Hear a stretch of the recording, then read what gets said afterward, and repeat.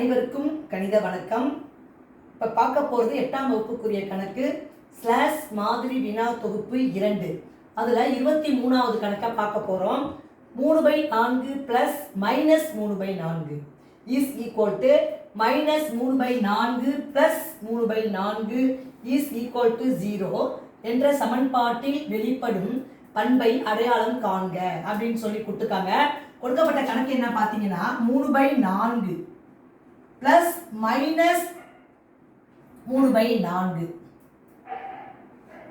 Is equal to என்ன பண்ணிருக்காங்க பாருங்க, திரும்பி இதை இருக்கும் -3/4 கூட்டல் பிளஸ் 3/4 ஈக்குவல் டு 0. ஆக்சுவலா இந்த கணக்கை பொறுத்த வரைக்கும் 3/4ஓட கூட்டல் எதிர்மறை -3/4. இப்போ ரெண்டையும் கூட்டினோம்னா என்ன வரும், 0 வந்துடும். அப்ப -3/4க்கு வந்து எதிர்மறை வந்து 3/4.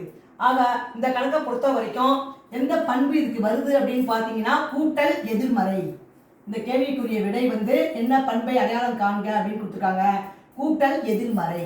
அதுதான் வந்து இந்த கணக்குக்குரிய விடையாகும். புரிஞ்சுங்களா?